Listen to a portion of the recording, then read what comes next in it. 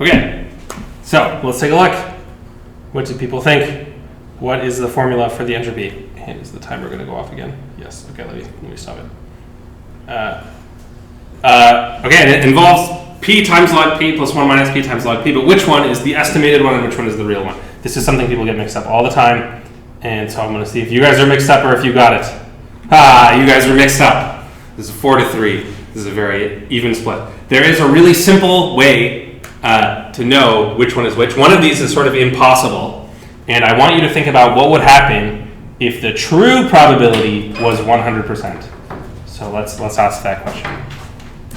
Let's make a new, looking at what we did last time. Ask yourself, what happens if the true probability is p equals 100%? Which, this may seem kind of silly, like in real life, why would you care about it if it was 100%? But you might have a data set where you only have one data point, and the answer is yes, and then that would be like p equals 100%. So the example is, if you have y1 equals 1, and you only have one example,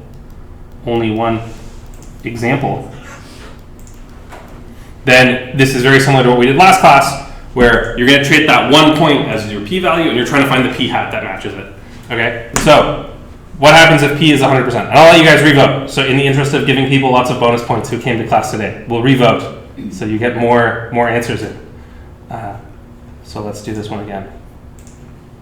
And feel free to chat with people near you if you can try to remember. Of course, you could peek at your notes and then know exactly, but try to logic it out. I recently was on a master's thesis where someone had this backwards in their notes. So it's a small mistake, but it's very common. All right. Okay, I'll give you guys one more minute.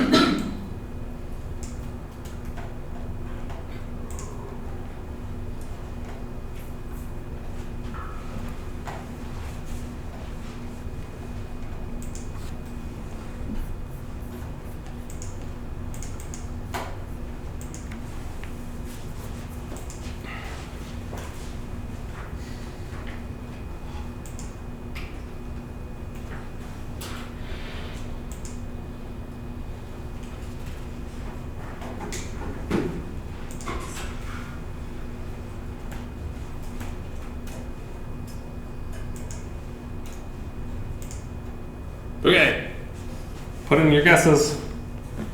One person in the room maybe didn't get it in time. Let's stop it if I can find my mouse. Okay. Let's reveal. Still split. Okay.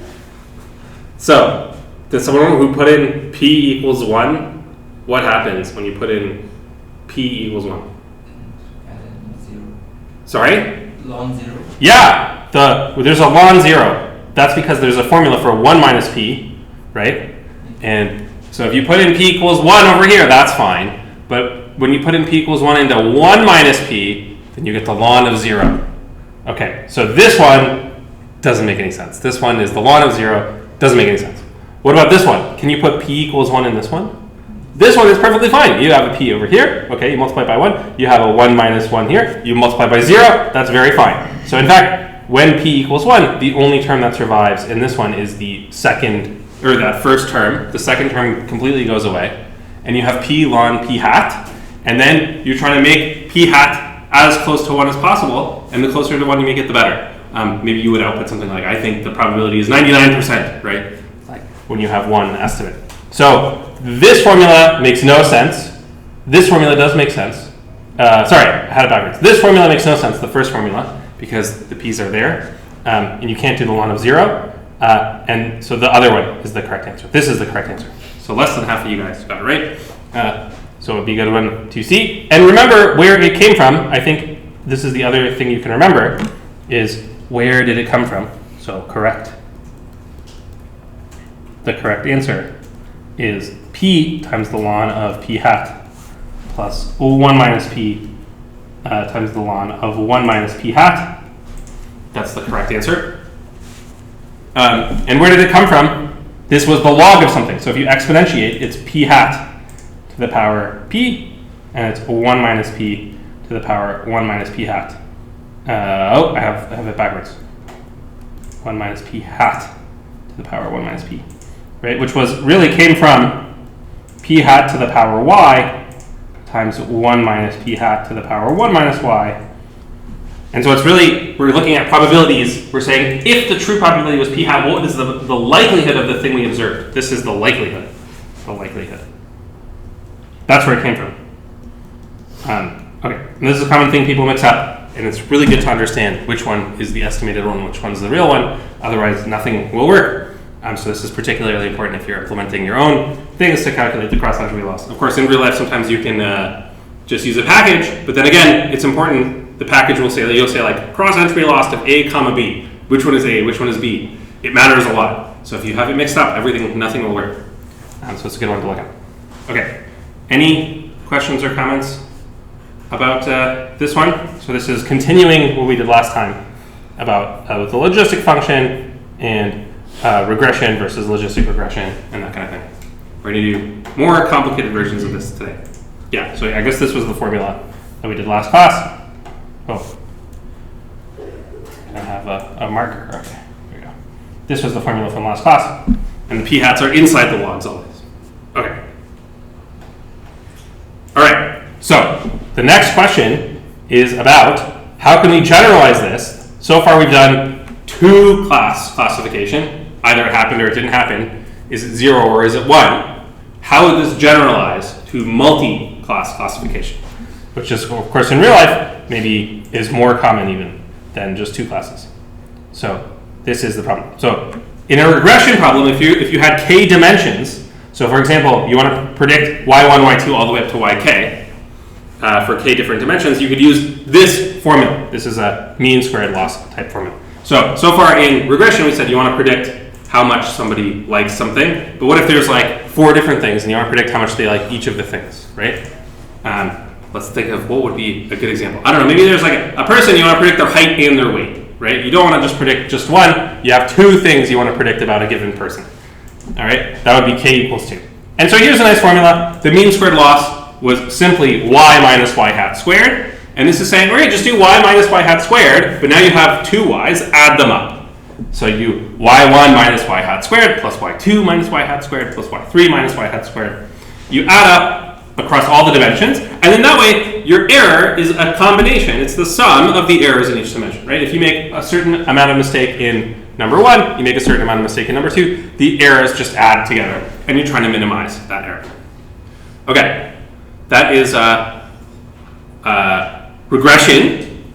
What would it look like in a multi-class classification problem? So that's like the mean squared error, and now I'm asking you, please figure out what would the cross-entropy loss error look like. And here are a few different options that you might want to pick.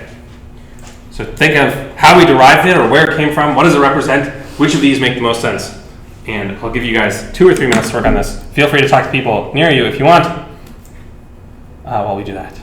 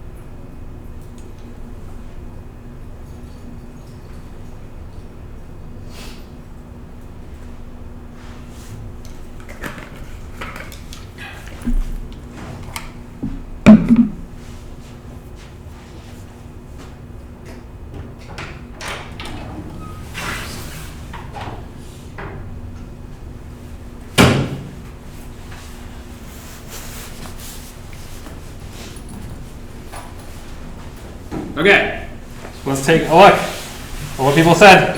Which of these formulas is right? So you have k classes, and you want to know the error between the estimated p's and the real p's. The real p's are p's, and the estimated p's are p hats. What is the difference? All right, a perfectly even 4-4 split.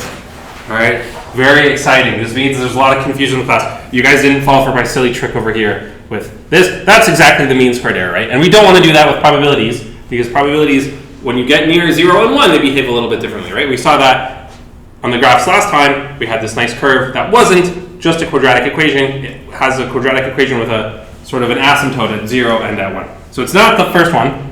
Okay, which of these two is it? And again, you know, there's sort of like easy ways to check to see what's going on. Like you could, you know, here's the k class one. Before we were doing the one with two classes, 0 and 1. Which of these gives the right formula? So I will, in the interest of giving you lots of bonus points for coming to class, I will reopen it and we will do it again. And feel free to chat with people or think about it in a different way. I don't know, but half of you guys are wrong for sure. Okay, there it is. Open again. So try to think of what would it look like if you had k classes. You go back to the derivation in your notes. Maybe I can even open up the notes, the blackboard where it came from last class. Feel free to chat and think, where did these things come from? I guess it was all the way back. I guess here. Okay. This is the sort of calculation. Okay. Zoom out a bit. That eventually led to these kinds of things. Okay. Okay, I'll give you guys like 2 minutes to revote.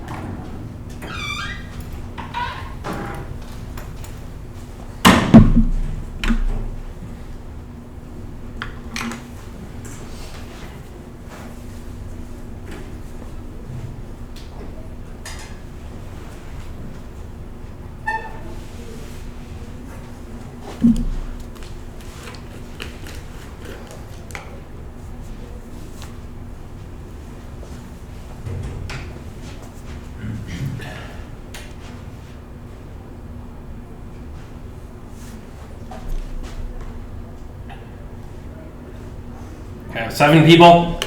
Maybe the last 2 people are going to vote. Or did we only get to 7 last time? Maybe we only got to 7 last time. Okay, I'll wait the last 30 seconds anyway, if you think about it. Okay, here we go. Wow, okay, now everybody's in. Okay, I'll stop. I will stop 20 seconds early since everybody in the room has answered. Let's see what people said. Okay, now it's 4-5. Before it was 4-4. So not a lot of progress. There's an expression I really like, which is the beatings will continue until morale improves. So we're going to vote again. Okay, we're gonna keep voting until we make some progress one way or the other way. So think about what it is. And again, what we did, the case k equals 2, we did in a lot of detail last time, right? We did k equals 2, we had heads and tails, 0 and 1, right? We did that one, we really know that one really well. If this formula is going to work, right, the new formula that works for any k, they said if you had k classes, you would plug in k equals 2, and you should get back what we had before. Okay, so when you put in k equals 2, you should get back exactly what we had before. So what I want you to do is carefully put in k equals 2 and see what you get. Put in k equals 2 here, that's going to give you one thing. Put in k equals 2 here, that's going to give you another thing. And then try to interpret what it is.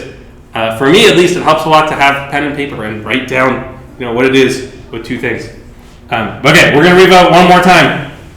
Well, okay, at least one more time. We're going to revote until we make some progress. So, repeat exercise and start. I have to stop the other one. Okay, start. Okay.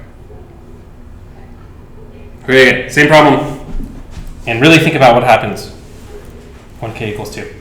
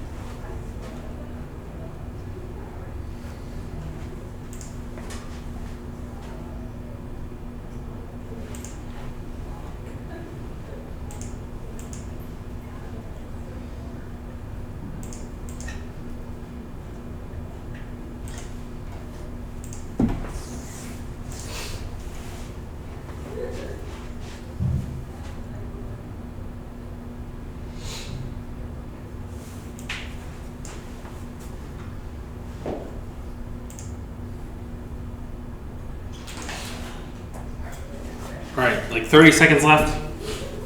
So.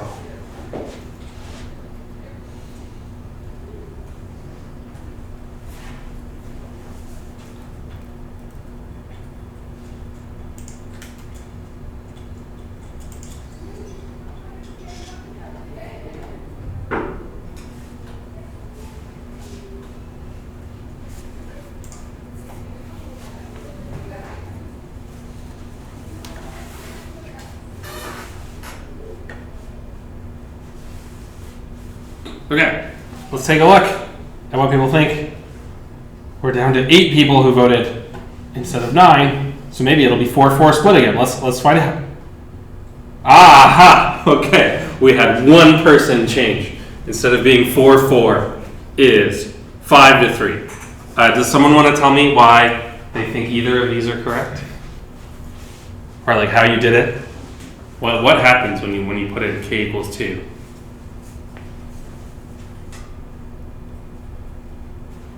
Yeah. We are adding the properties of like a particular class 2 times if it's 2. Okay, and which one? Are you looking at this option or the other option? Yeah, the first one. And so the first option, yeah, so if k equals 2, all right, I'm with you. So how many total terms are there then? Then 4 terms. There's going to be 4 terms total. Yeah. There's going to be like a p1 ln of p1 plus 1 minus p1 ln of 1 minus p1 plus p2 ln of p2 plus 1 minus p2 ln of 1 minus p2. So 4 terms total. And we know in what we did in class that there's 2 terms, right? We just did the formula. I'm sure it's written somewhere. Let's go to where we wrote it today. The formula was this, right? With 2 terms. P ln p hat, 1 minus p ln of 1 minus p hat. So, okay. So this one seems suspect. This one seems suspect because it has 4 terms. All right. But I'll tell you what though, this one also seems suspect because even though it has the right number of terms, it has 2 terms. There are no 1 minus p's. I know in the actual formula, there was supposed to be a 1 minus p somewhere. And over here, in this one that 5 of you have selected, there is no 1 minus p. It's just p's all the way. No 1 minus p's. So how could it possibly be that one?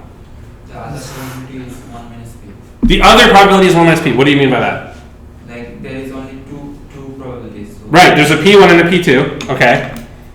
So there's p1, p2. Okay, so what?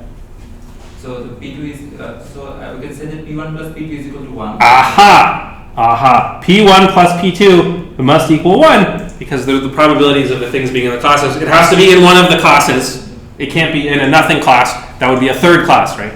So p1 plus p2 equals 1.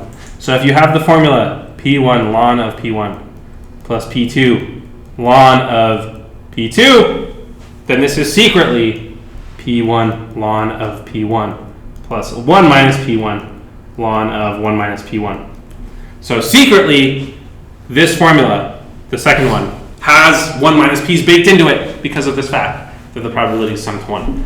And that is the correct answer. So this is the right thing. So 5 of you got it right. Congratulations to the one person who switched from the other one to the other one. I suppose it's possible a lot of people switched. Maybe like everybody switched. And then a lot of people are sad, but maybe not. Okay, so you'll see this a lot, especially in code. You'll see people, when they calculate the cross-entropy loss, they will do the log of the p hats, they'll do the inner product of the p's and the log of the p hats, and then they will do that'll be the np.sum command or something like that to get this final sum out. And so a lot of people are like, wait, where's the 1 minus p? How come I was doing everything with the 1 minus p before? It's hidden. As long as everything sums to 1, everything is perfectly fine. Okay, so and this brings me to my follow-up question. And I think this is the last little bit of theory about logistic regression, and then we'll do some examples and things. Yeah, so the question is, when it was 2-class, so this is what we did last time, 2-class regression, 2-class regression, we had p, and then 1 minus p was the probability for their class. So we just had p and 1 minus p, so one parameter p. And the way we generated p is we said p is equal to sigma of some x value. I'm going to call this, last time it was beta x. Let me just call it x. So this was e to the x over 1 plus e to the x. Okay, that's what we did last time. And this whole sigmoid function was what converted numbers between minus infinity and infinity to numbers between 0 and 1. If you look at what 1 minus p is, that's 1 minus sigma of x. This is something we also did last class. We kind of came up with this formula. It's 1 over 1 plus e to the x. And that's because if you do 1 minus, that's 1 plus e to the x in the numerator, minus e to the x is just a 1. So p was e to the x, and 1 minus p is 1, and then you divide them both by 1 plus e to the x. So this is a method to convert one single real number. This converts x into p and 1 minus p. That's what we did last class, using the sigmoid function. So that was with 2 classes. Now here is a pickle, which is we really need the probabilities to sum to 1. But I guess these are all estimated probabilities. Let me put some hats. We we really want them all to sum to 1. So let's say we're doing a 3-class regression problem. Regression. Okay, so then you're going to have a p hat 1, you're going to have a p hat 2, and you're going to have a p hat 3. Okay? And we need to make sure they all sum to 1. When there were only 2, this was like automatic because we just said the first one is p hat and the second one is 1 minus p hat. But it's a little bit tricky to do that with 3.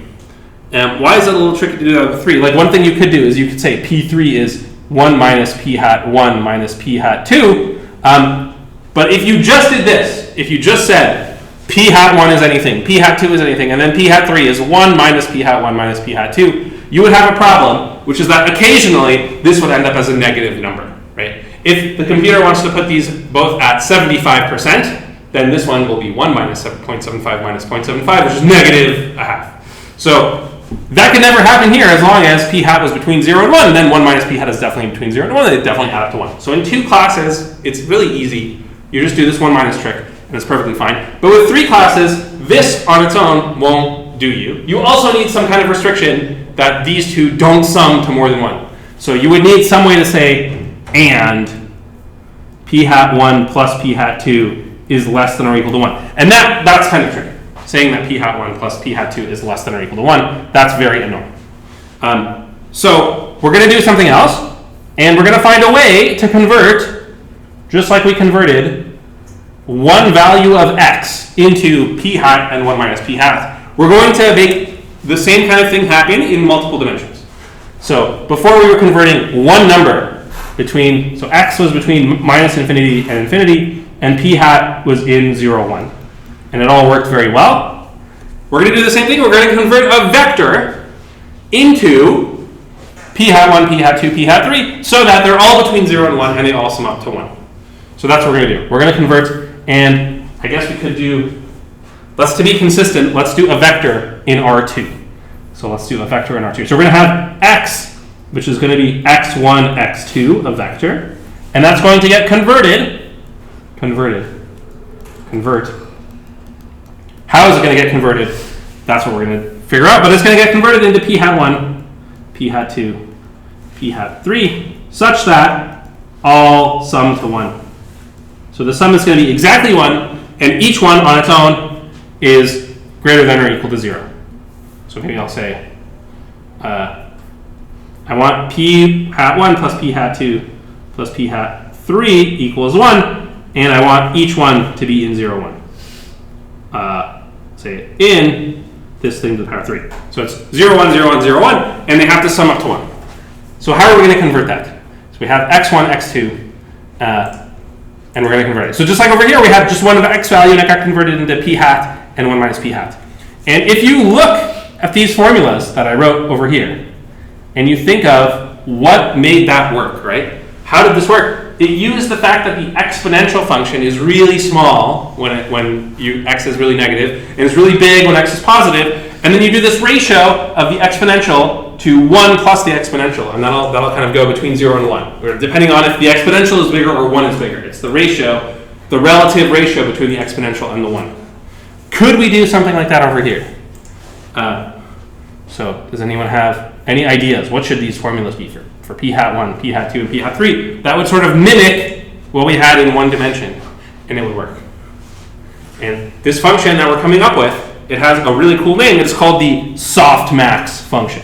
So this is called the softmax function. And why is it called the softmax function? Because one way you could do it is you could say p hat, one of these is going to be 1 and the other two are going to be 0, and just give me whichever x is the biggest. That would be one simple way to do it. That's the maximum function. This is the softmax function, which is like the bigger x's get higher probabilities, but it's not that they get 100%. And this function is used all the time, especially in machine learning. You'll see it thrown around like candy, just all the time. Almost every machine learning problem ends with a so-called softmax layer. They just mean we're applying the softmax function. So does anyone want to take a guess as to what it might be based on the hint of what it was in 2-class regression?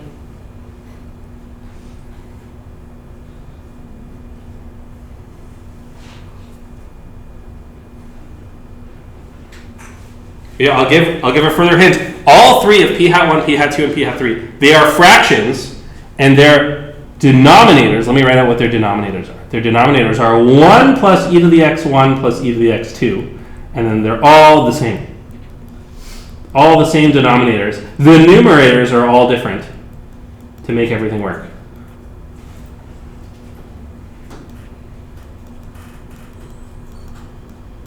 Okay. Does anyone want to guess what are the numerators that make it so that they all are valid probabilities that sum to 1? E per x1, E per x2, 1. EX1, EX2, and 1. That's exactly right. So it is just like what we had before. You had e to the x and 1, and now you have e to the x1, e to the x2, and 1. And the ratio is just the ratio of these three parts. So you basically take x1 and x2, and you exponentiate them. So exponentiating them means that they go from being on minus infinity to infinity to all being positive numbers. And the x value tells you how big they are. So x is really, really negative means teeny tiny number, right? X is really, really positive means huge number. And then you just take their relative ratios. That's what these are. Their relative ratios. E to the x1, how big is that compared to the whole? E to the x2, how big is that compared to the whole? And 1 compared to the whole. And then we do 1 plus all of them. And this has the nice property that it always sums to 1. It always, it converts any value into valid probabilities. They're always between 0 and 1. Everything works nicely. It also has the interpretation that bigger x values are bigger probabilities. So if someone gives you just the x values, which are sometimes called the logits or the logits, depending on who you ask, you can look at that and say which one is the most likely. So if I give you x equals 100, 5, then you know that the first thing, which has 100, is way, way, way more likely than the other thing, which is much smaller. You can also, okay, before I say what you can also do, let me stop and see if there's any questions. This is called the softmax function, and it converts a vector of x's into a vector of p's, and that is how you do multi-class classification. You come up with the vector of x's as if it's a regression problem, so you say I'm trying to figure out what x1 and x2 are, and then you just pass it through the softmax function that gives you probabilities, and you measure the error with the cross-entropy loss. So the softmax function is used anytime you want to estimate probabilities. What you actually do is you estimate these logits, which are real numbers, and those play nicely with linear regression or neural networks or whatever. You always take a number between minus infinity and infinity, and then just at the last second you convert it into probabilities. And that way you avoid all this shenanigans with summing to 1 and stuff like that. Questions or comments about that? And it really is the generalization of what we did before. Okay. Okay, so I'll say two other things. One is that you can do this with x1 and x2, but it is quite common to, instead of doing x1 and x2, to have x1, x2, x3.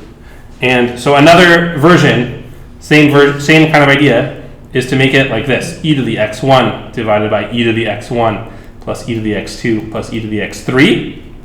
And p hat 2 is e to the x1 divided by e to the x1 plus e to the x2 plus e to the x3. And p hat 3 is e to the x3 divided by e to the x1 plus e to the x2 plus e to the x3. Okay, and of course the middle one should be x2.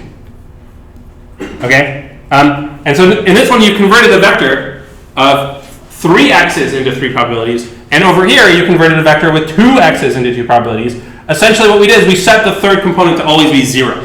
Right? If x3 is always 0, then you always get a 1. So they're the same kind of thing. This is x1, x2, x3, versus you could have done x1, x2, and 0, and that would have also generated the previous thing. So that the e to the x3 would always be a 1. So there's pros and cons of doing them either with 3 or with 2. It's up to you what you want to do. 2 is nice because you only have 2 parameters. 3 is nice because it's more interpretable, like which of these x1, x2, x3 goes with p hat 1, p hat 2, p hat 3. So sometimes if you want to give your computer more flexibility to do things, that can be a little nicer to see what's going on. And this one has the disadvantage that if you do x1 minus some constant, x2 minus some constant, x3 minus some constant, that will be equal after, so maybe I shouldn't say equal, I should say same. So same, okay, I'll say sigma. Okay, sigma of this equals sigma of x1, x2, x3.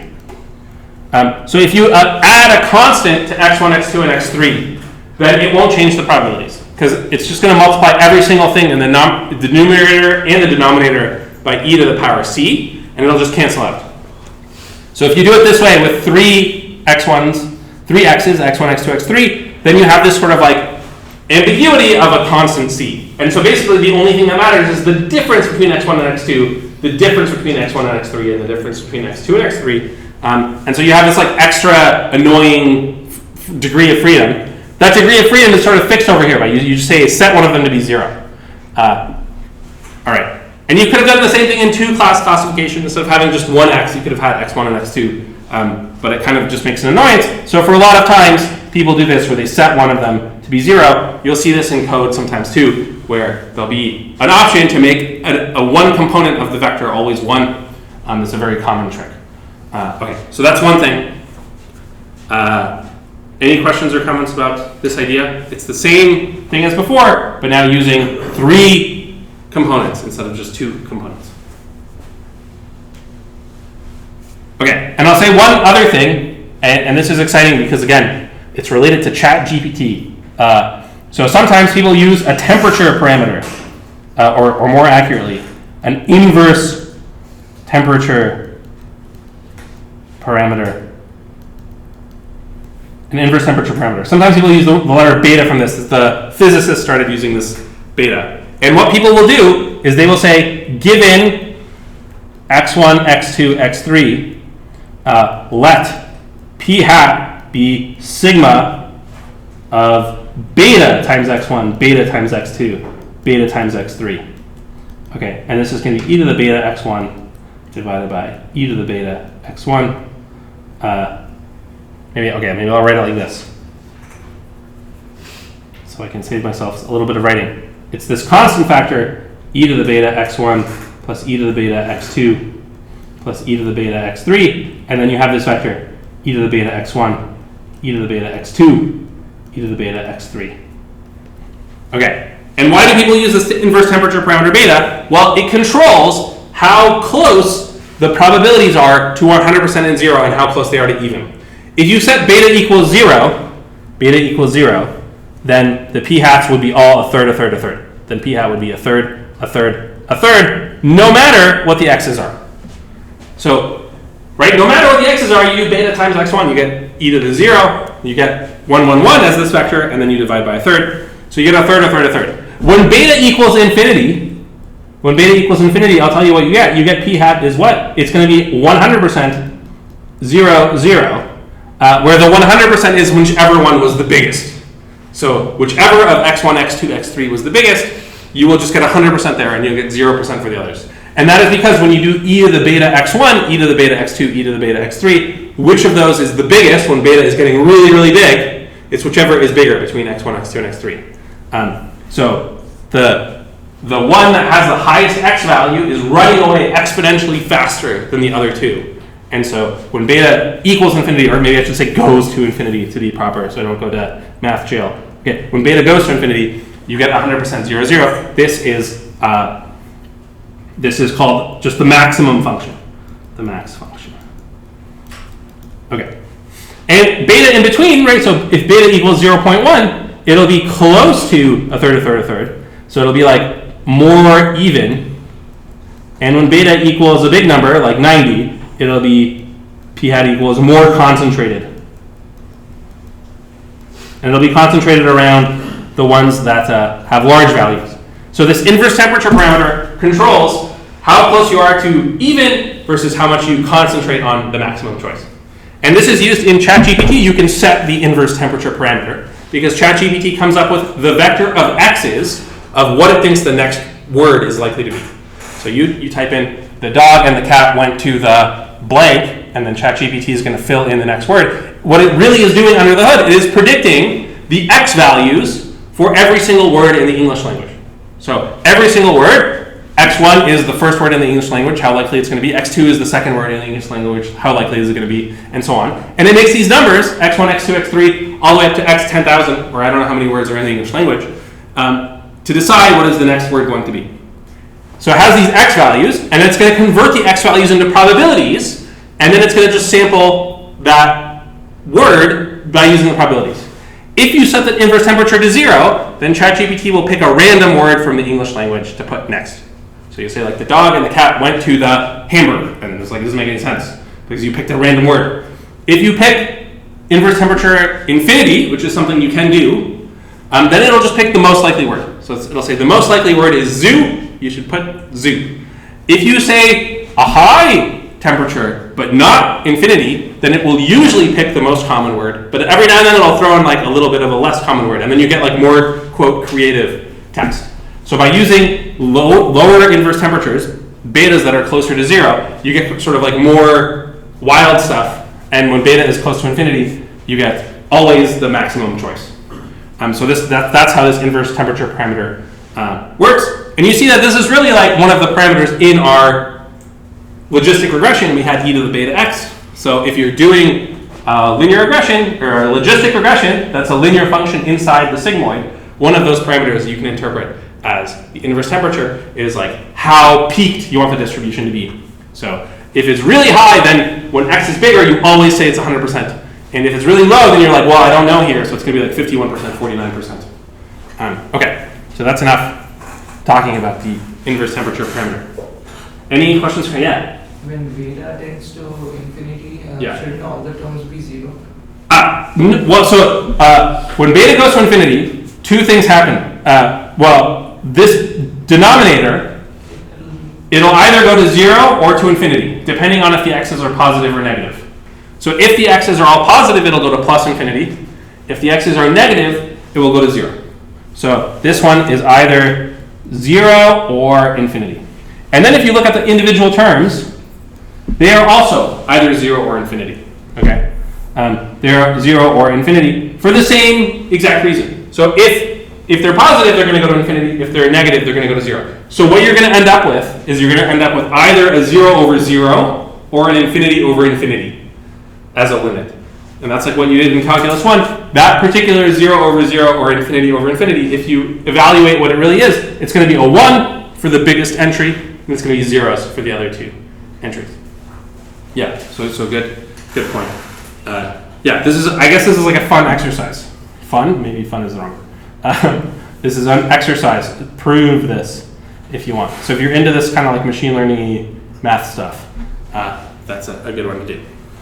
Great question. Any other questions or comments? Okay, so in the rest of the class, I'm going to do a couple little examples in code, and I'll post the code for you. So maybe I'll just kind of briefly show you in class right now, and then you can run through the code yourself if you're interested. And again, like this course there's a lot of things. It kind of just gives you an introduction to everything, and you can decide what you want to do or not do.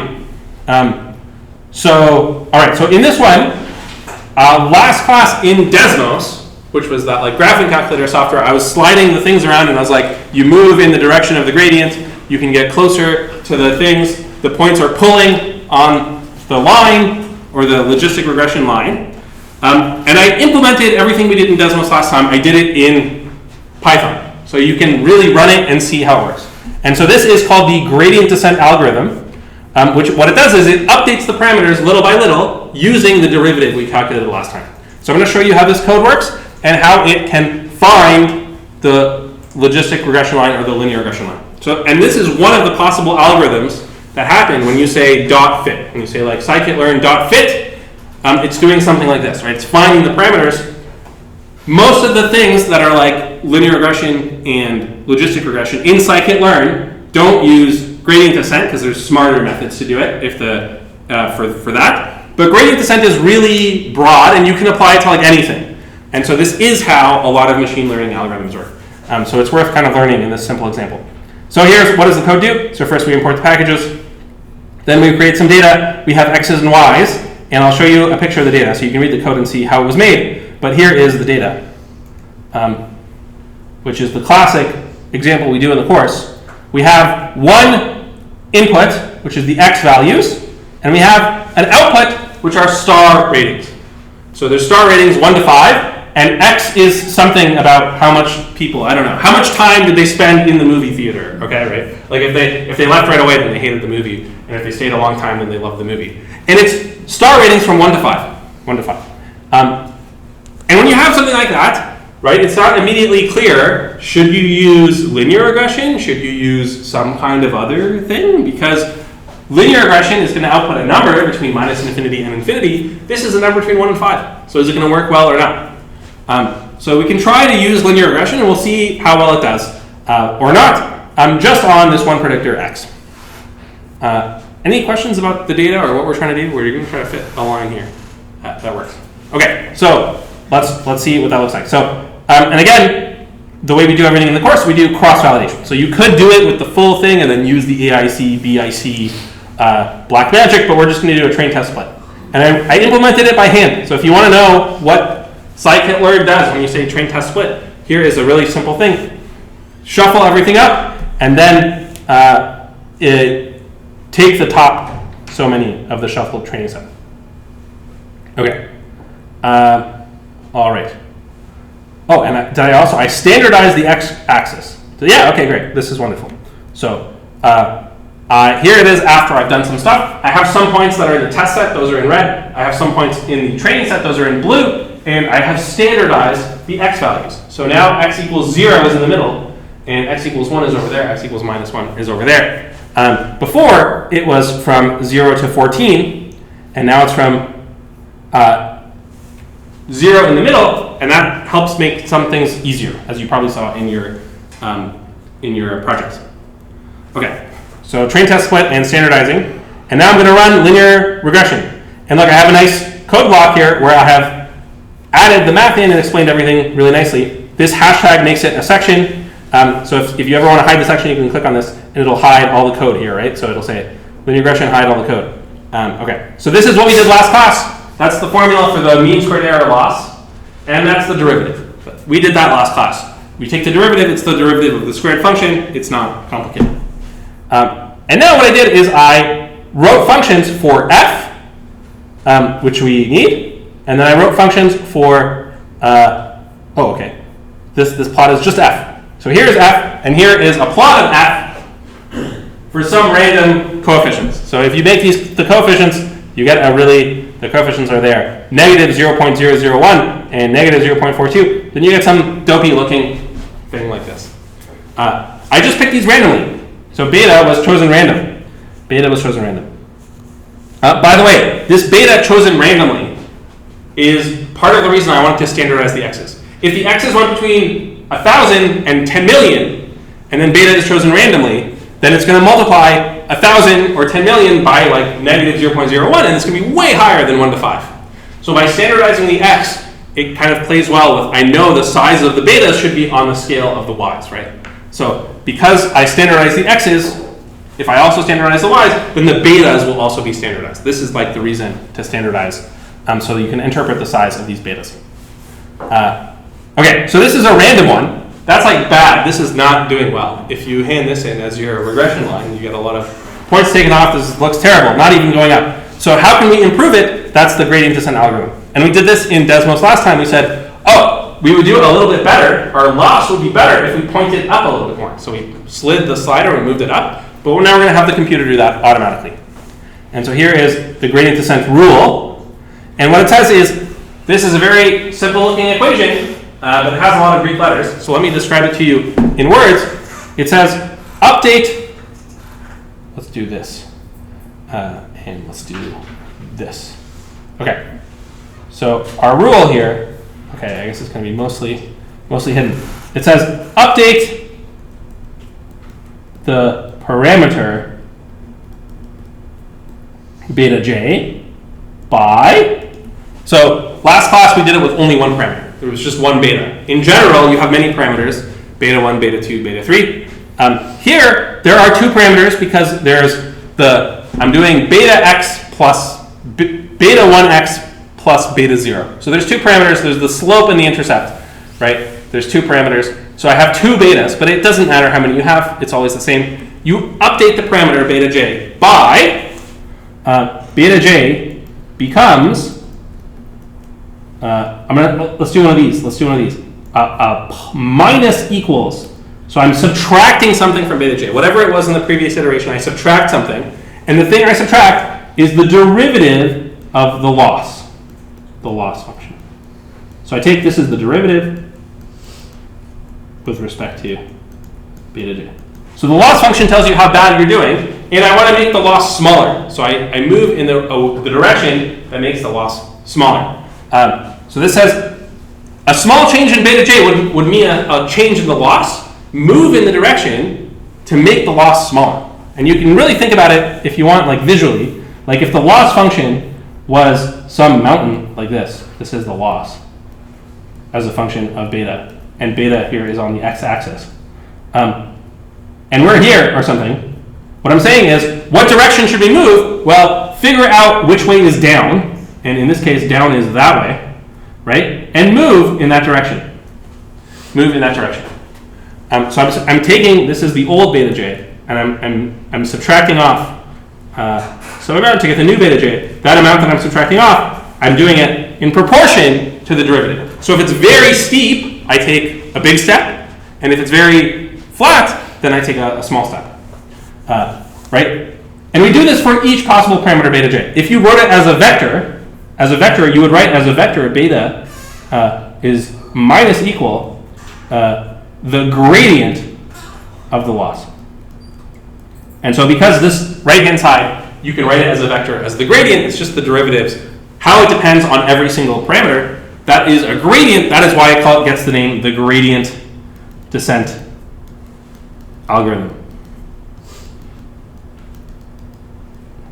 And again, you can think about it like you're in a mountain, but the mountain is multi-dimensional, and you figure out which way is the steepest way to go down, and you move in that direction. That is gradient descent. So maybe I'll draw the dopey cartoon. So now you have a mountain in 2 dimensions. And at every point, you figure out which way is the steepest way down the hill, right? You don't just go down the hill in some random direction. You pick the steepest way down. So I don't know if this 3D graph is doing anything for you guys. Steepest way downhill. Okay. All right. And you do this update many times, and by taking lots of little steps down the hill, you hope that the loss function goes down. And here is the example for linear regression. Here is the loss function, the mean squared error loss, and it's a very simple formula. So you do x minus f of x minus y, and then you do the mean of the prediction squared, right? So very simple formula.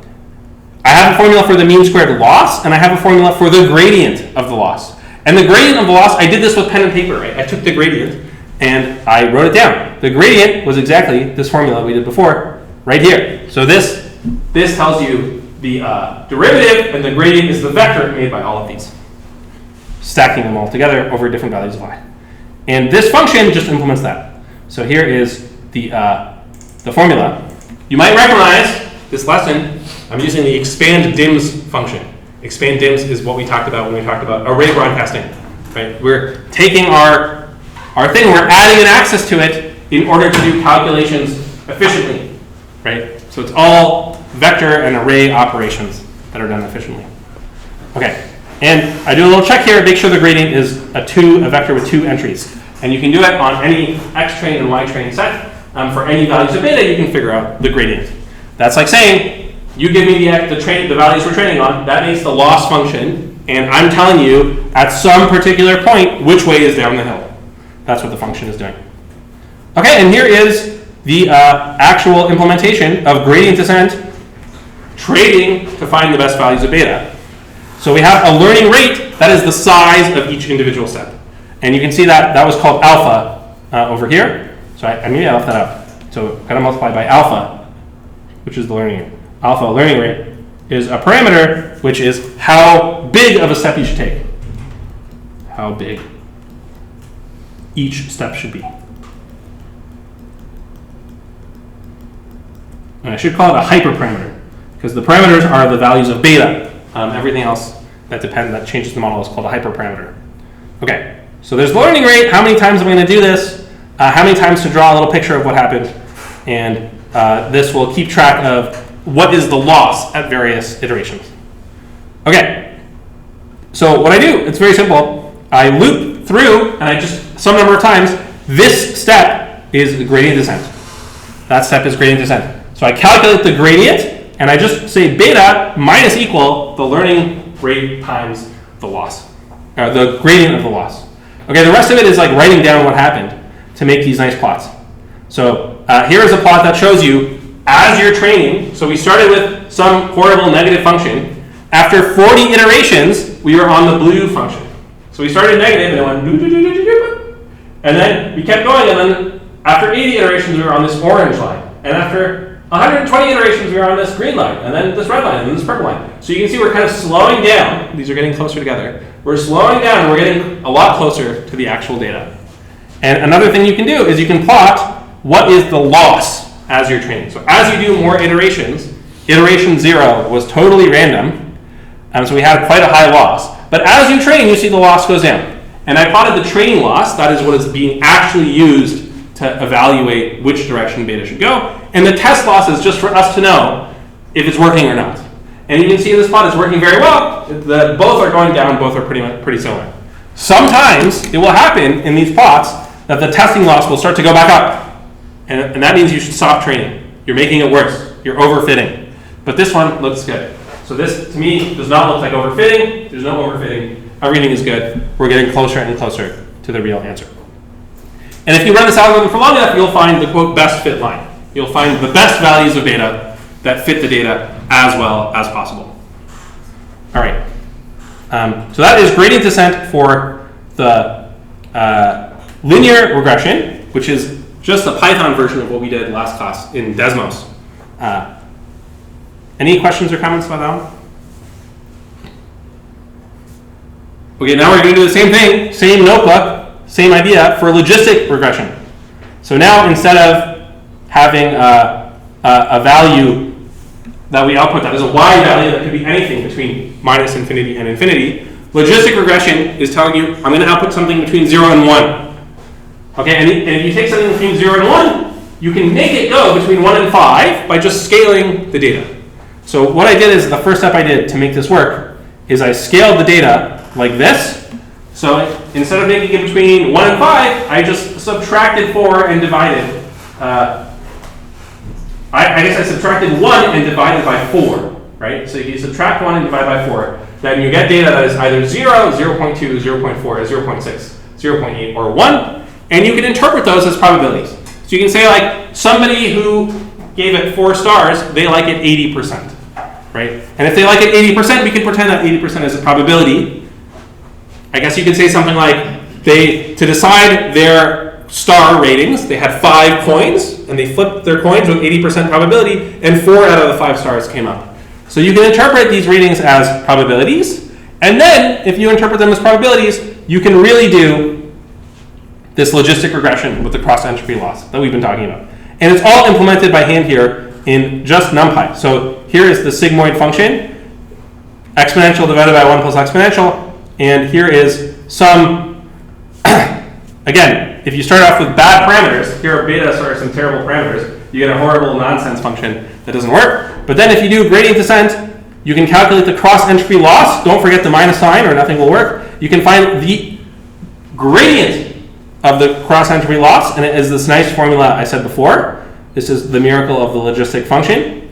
And then you can do gradient descent just like we did for linear regression, and you get these nice curves. So after 300 iterations, it looks like that blue curve, and then it's starting to tightly go into the middle, and you're fitting very well what is going on. So people who rated it badly, you're like quite sure they're going to rate it badly, and it goes through everything very nicely. And you can also plot the cross-entropy loss throughout training, and you can see that cross-entropy loss is shrinking quite a lot. This is how a lot of machine learning models are trained. They just calculate this thing, and they minimize the cross-entropy loss. So this kind of plot you'll see a lot. Like when ChatGPT came out, they had a plot that was like this. Cross-entropy loss versus how long we trained it for. Okay, so that is like a very high-level overview of what we did in this code. I highly encourage you, it's in the GitHub if you want to check it out yourself. And if you want to see how these coding things work, if you're interested in machine learning and what it looks like, this is like a baby version of machine learning where the models are these logistic and linear regression models, but the actual code is similar to like what a machine learning code looks like. Are there any questions or comments about this one? Okay. There's one other programming thing I did on the opposite end of the spectrum. This was like math and like machine learning, trying to make complicated models. On the other end of the spectrum, you can say like, well, let's do like a really simple data science thing, which I don't do in classes often because they're harder to fit, and you do them in your project. So that's the place where they're going to be. Let's find where that is. I guess I want. Did I put it in my GitHub? I thought I did.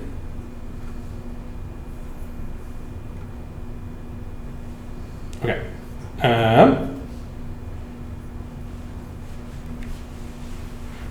Okay, so I have this Titanic one. Will it open and go on for me? So this is a really fun data set called the Titanic dataset. And it has everybody who was on the Titanic, which was that big boat that sank.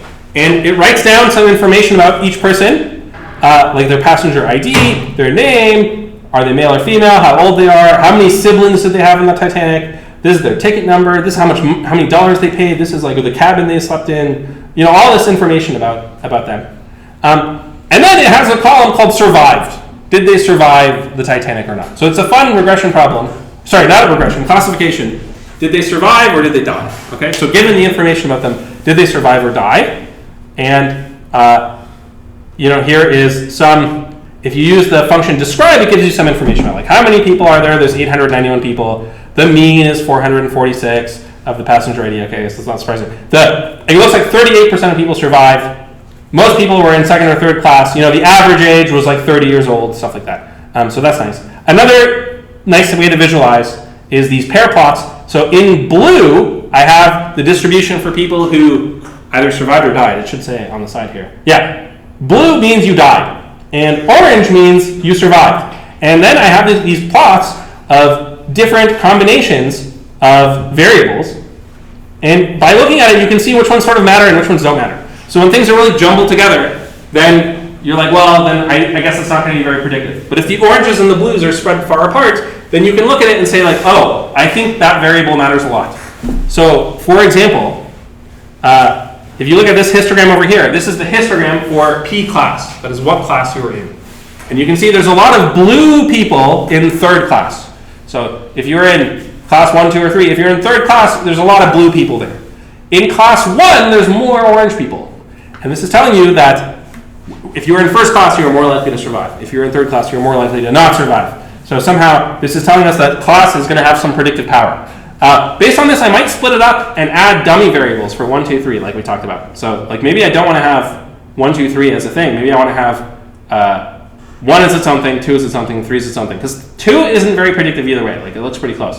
Well, okay, I don't know. Some of them are really jumbled, and you can't tell, but sometimes you can see a pattern. Like here's another one. Lots of oranges on the left here, lots of blues on the other here. What is this a plot of? This is on the y-axis we have age, and on the x-axis is what? What is this? What is this thing? If you're a male. So if you are a male and that's equal to 1, then I guess you die. And then if you're female, then you're more likely to live. Okay. So you can look at this plot. It's a nice way to visualize what's going on. Okay. Then I did some stuff like this. I dropped some variables. I added some variables. And I ran a logistic regression, and I got this value. And I can plot my predicted probability of surviving somewhere. Okay, yeah. I add a row with my predicted probability to survive.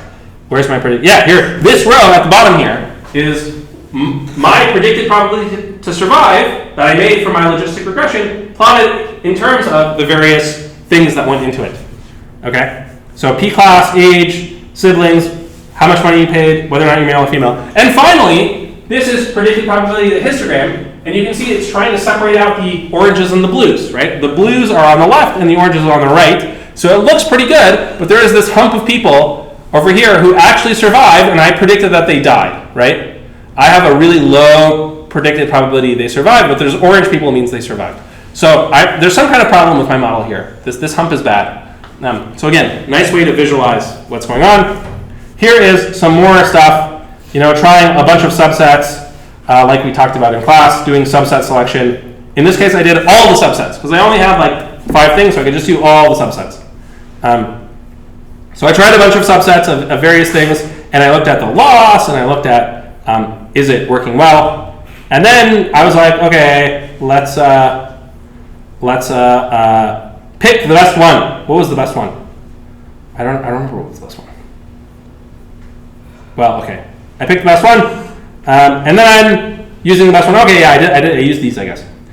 Using the best one, I made the best model that I could. So I took the whole test set, and I ran it on the test set, and this one is run by Kaggle. So just like we have a page where you can submit your test set answers, Kaggle is a website, a data science website, where you can submit your answers, and they have a test set and a training set, just like we do. And I submitted answers.csv, and my score was 0.75, so 75%. I got 75% on the held out test set. And in Kaggle, they also give you a sample where they say, just predict if you're a woman, you survive, and if you're a man, you die. That gives you 76%. So all of my work was quite bad. So we did logistic regression, and it came out with kind of a bad model. But this is like, the first thing you would try, and these nice visualization tools might help you guys understand what's going on. So it's a good one to look at. The other reason I'm showing you this is that this is a good example. This notebook that we just walked through is a great example of some of the draft submissions you guys submitted for Project 1. So you have all the stuff here, right? Like I did a logistic regression.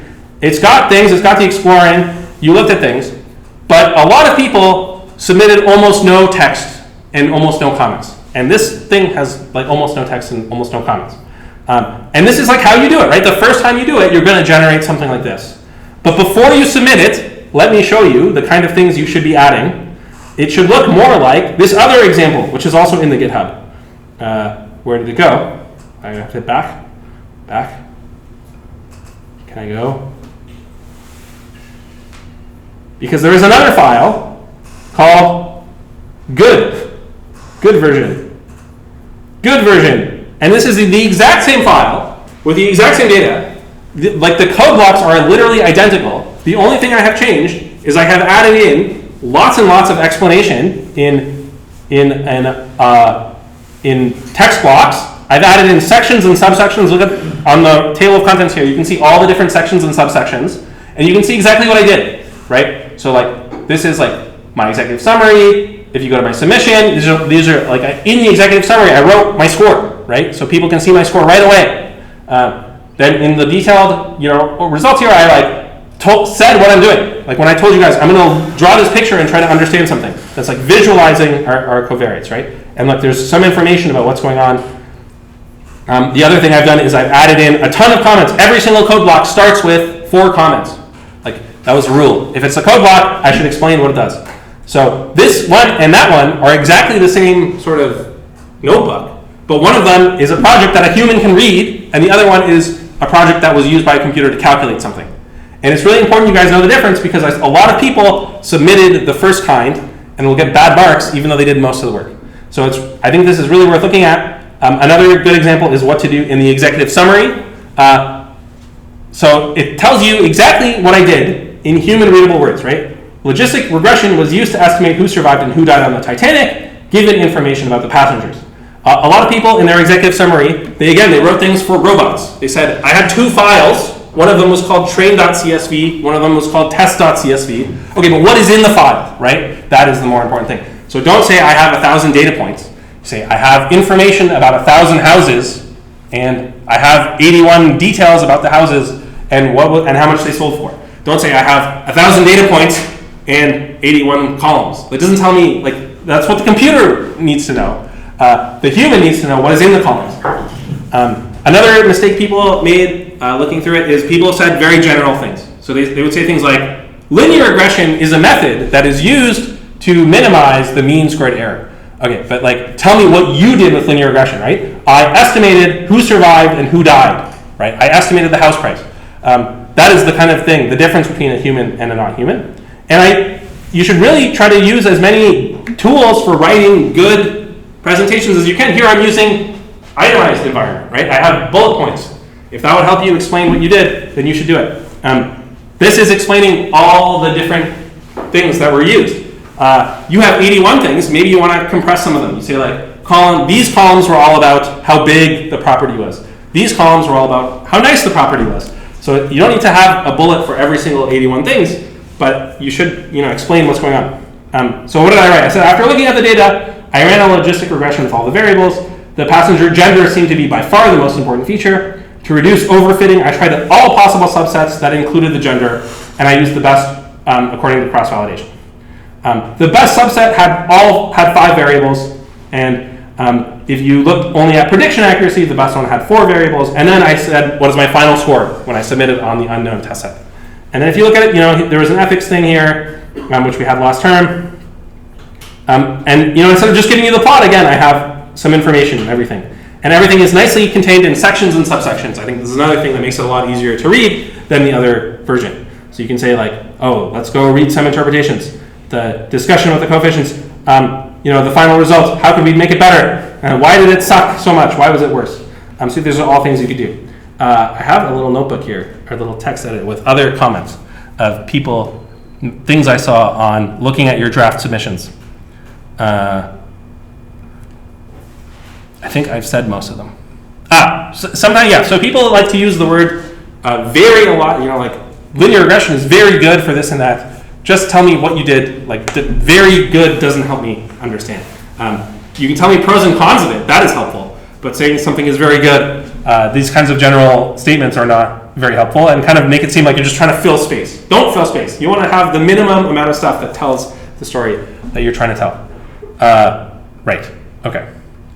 Yeah, okay, and last but not least, I saw the best projects I saw were like the simplest, where they would just go through the data, they would just do linear regression, they would do some good data cleaning, and then they would just do exactly what we did in class with like forward variable selection, get a nice U-shaped curve. If that's well explained, that can get you a 100% score. So people tried like fancy things like XGBoost and stuff, and those were mostly worse projects that got similar-ish results because it's a lot harder to explain what XGBoost is doing than it is to explain what the things we did in class are. So if you want to do that, it's fine, but you're setting yourself up for more work. It's a more difficult project to do some like crazy method and explain what it's doing. And this project, most of the grades are for explaining what it's doing. So be careful with that if you're one of those people.